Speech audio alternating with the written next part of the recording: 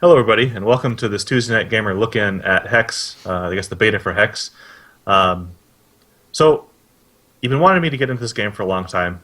I'm sitting here with Beckir, huge fan of the game, following the process the whole way. Got me a beta key.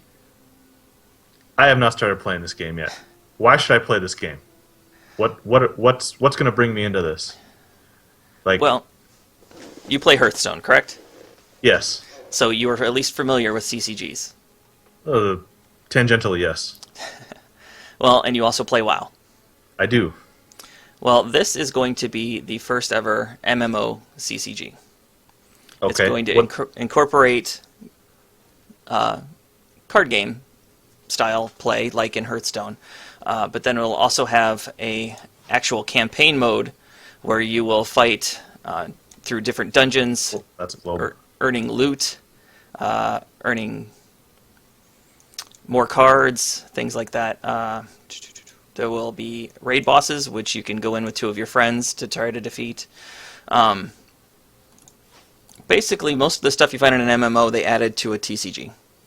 So it's kind of what I've been wanting Hearthstone to be. I've wanted to see raids and dungeons and cooperative, I guess, PvE elements Yes. to the game, player Yes. versus environment elements. I'm assuming Okay. you haven't played the WoW TCG back when it was still going? No, I have some of the cards because I'm an idiot like that, but I don't actually know how to play the game. Well, they made raids for that where you would have a raid deck that would play against, 3 to 5 people who were playing their normal decks. And at first you needed someone to play the raid deck, and then they came out with ones later that kind of played themselves. And that was a really cool feature because one of the things I dislike about multiplayer CCGs is when it's like 5 people and it's a free-for-all, and either someone dies in the first 4 turns or the game ends up taking 3 or 4 hours. So having a cooperative multiplayer experience was something that I was really looking forward to when I saw this in the Kickstarter. And coincidentally enough, the people who made those raid decks for the WoW TCG are the people who are making Hex, so they have some experience in that. So is any of that actually hit in yet? Is that all Unfortunately, coming no. soon? Yes, coming soon. TM. Nice. Yeah. All right. There are Well, a couple YouTube videos out there where they've gone into more depth. They've shown some of the screenshots and some of the working stuff that they have for it. But yes, PvE, as it's called, is not yet implemented. So as it So stands what- right now, it's just PvP, which, like Magic the Gathering, like Pokemon, like Yu-Gi-Oh!, is just one player versus another player. what do we have here then? What's our game modes here? Take us across that top bar. Sure. That's confusing the heck out of me. Proving Grounds is basically where you go when you just want to play. You can either challenge your friends through here, challenge random people, or play against the computer AI, which is okay. They know it's okay. They have better stuff planned. I mean, there's a couple guys whose whole job is just to improve the AI, and they've promised that by the time they're happy with it, they actually boasted that at some point in time they'll be able to enter it into the tournaments, and people shouldn't be able to tell the difference. But we'll see. Nice. Yeah, I'll believe it when I see it. Right. They do have tournaments in, which is the fun part currently. I was never big into Magic tournaments because I don't like hanging out in comic shops, at least not for hours at a time. But here we've got constructed tournaments where you make your own deck and then you enter in and play. This is where all the hardcore players usually hang out. Right. Sealed, where you open up your packs and make a deck out of it and then face everybody else. And then Draft, where you open the packs. Draft is a more complicated tournament style that hardcore TCG players will be familiar with. But basically, you open up a pack, you take the card you want out of it, and you kind of have to imagine that there are 8 people sitting at a circular table. So you take your card out of it, you pass that pack to the left, and then that person will pick a card and pass it to the left, and so on and I so see. forth. And you're all passing a pack at the same time. And you use that to try to build the best deck you can, and then you compete. All right. Well, that said, why don't you toss us into an AI game here so we can kind of run through the game and see Sure. how exactly it's played.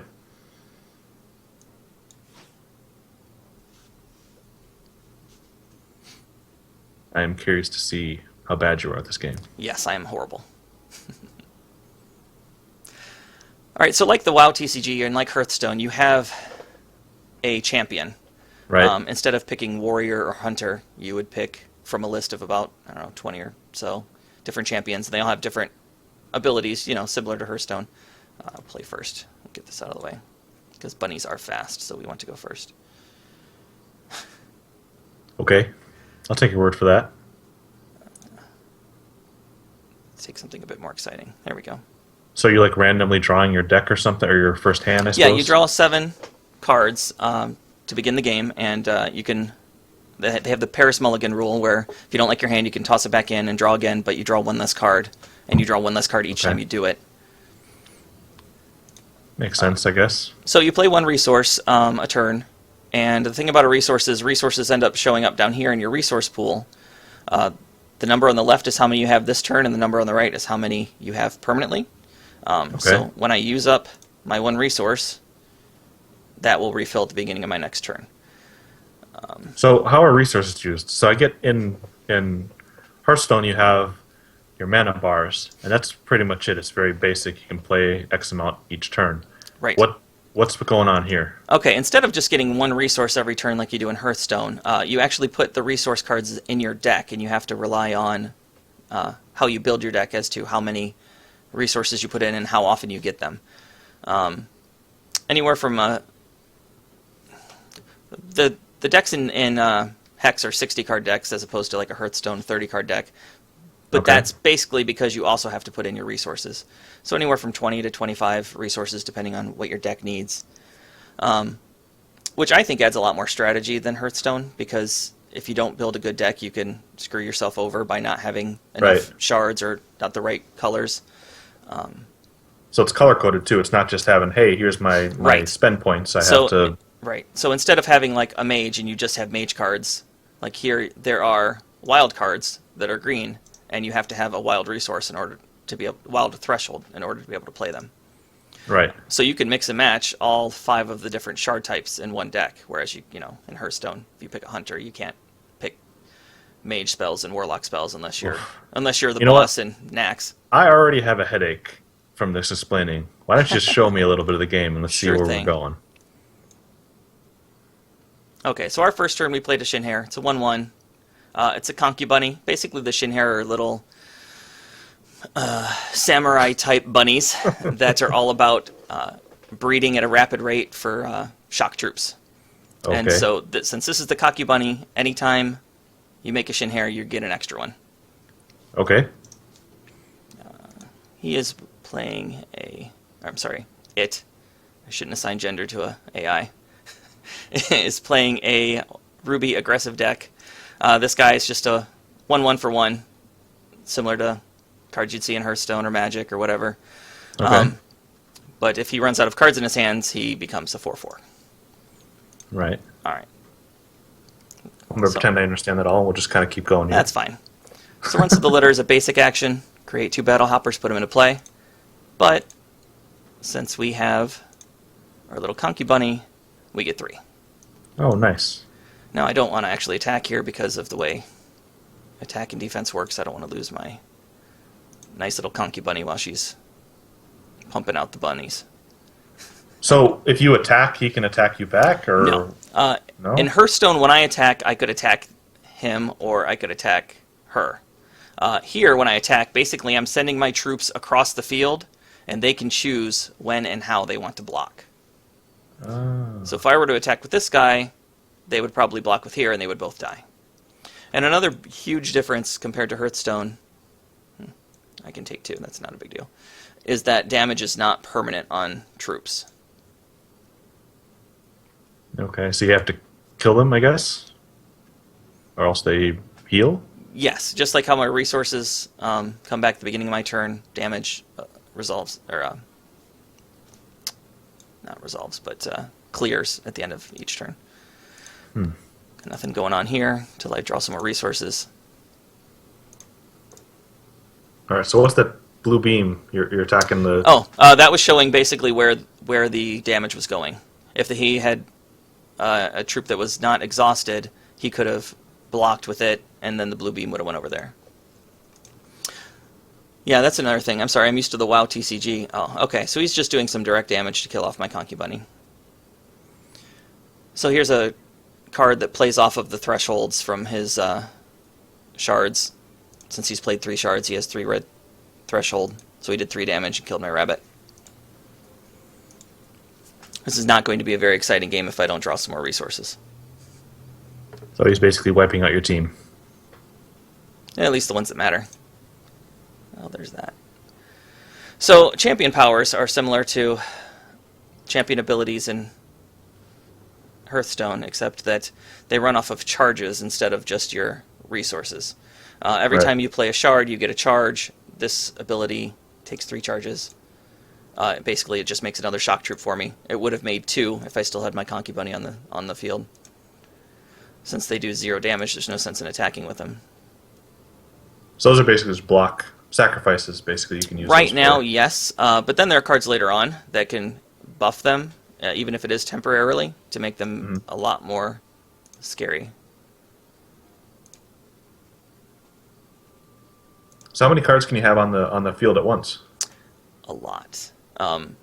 One of the things that I'm not happy about is when you play these bunny decks, sometimes you can have like 30 troops, and they just keep getting smaller and form one long line all the way across. You can right-click that's a on them bugger. to see them, but yeah. Easy to lose something, I guess, or forget you have a card on the field if they're all so small. Yeah. I should mention, though, there is another...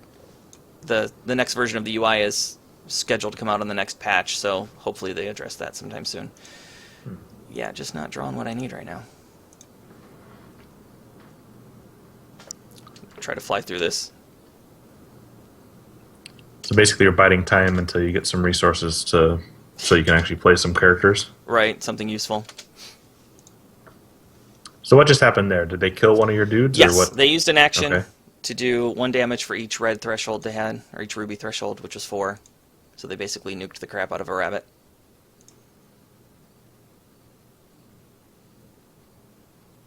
There we go. Okay, I can at least play something here. So I've got my Rune-Eared Commander, +1/+1 for each troop you control. That counts himself. Since I have Okay. 3 bunnies, he will end up being a 4/4. So unless they can nuke it again for 4, I will have a decent blocker now. So it seems to be it's all about playing defense until you can go on the offense here. Yeah, and each shard has different styles. Like Ruby tends to be very aggressive. Wild here tends to have a lot of growth, like like spells like this that make your troops bigger. So each shard has a different style, and you can basically build any number of decks to just go with whatever style you may want. Notice he didn't attack because he would lose whatever I decided to block. If I get one Right. more shard next turn, I can start showing you some neat stuff. One of the things that I like about this, as opposed to an actual physical card game, is that they have abilities that are permanent. Like this ability here, if another troop with cost equal or higher than this one comes into play under your control, it gets permanent +1/+0. So this guy came in as a 2/1 instead of a 1/1, and the nice thing is even if he dies or gets shuffled back into their library or gets removed to the graveyard, if he comes back, he still has that +1/+0. So the buff stays no matter what, essentially. Yes, I do not want That's to lose interesting. that guy, so I'm okay with taking 4. I'll start chump blocking next turn if I need to. So it's not looking good for you here. It is not, no. That's helpful. Ish. Put a little pressure back on.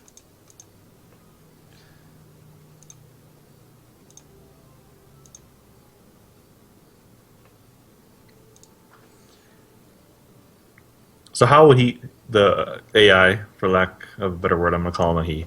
How would he destroy you? So you just took 3 damage, which you healed back. That doesn't. They basically can't kill you in that turn until it's their turn, right? And you're back at full health already. Oh, the troop, you mean? Yeah. Well, if he had a bigger creature, or a creature the same size, it would kill it. If he used 3 or 4 troops and ganged up on it to block it, because you can choose more than one blocker for one attacker. This AI currently doesn't know that trick. Okay. But if you play against a real person, that is a possibility. You would have died long ago, basically, if you were playing against a human, probably. Yeah, probably. If I was playing against a human, I might not have picked this deck. Yeah. A chance at pulling it out here. And I'm not sure why he didn't block there, but like I said. Ouch. Ouch, ouch, ouch. Okay, so this is a 0-4 with flying, which means all my little guys on the ground here cannot block it.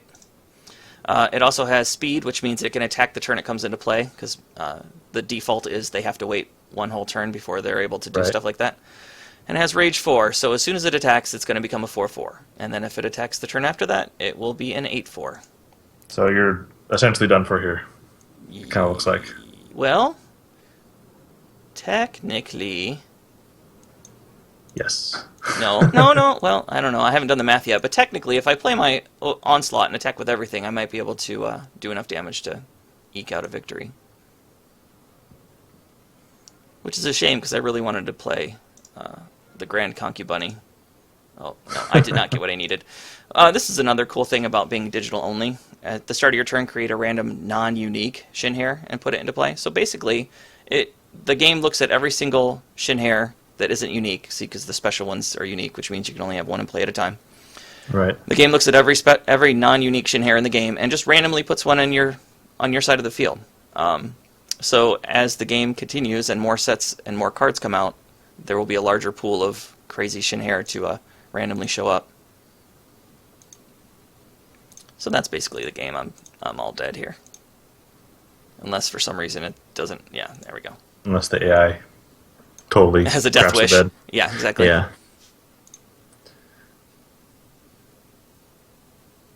Well, that was definitely an informative look.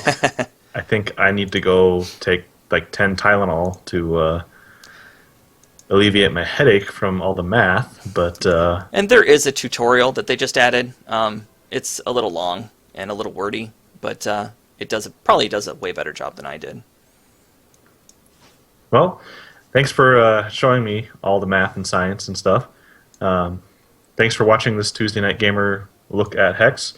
We'll definitely be checking in again with the game, hopefully after I have a slightly better understanding of it. And we'll see you guys next time.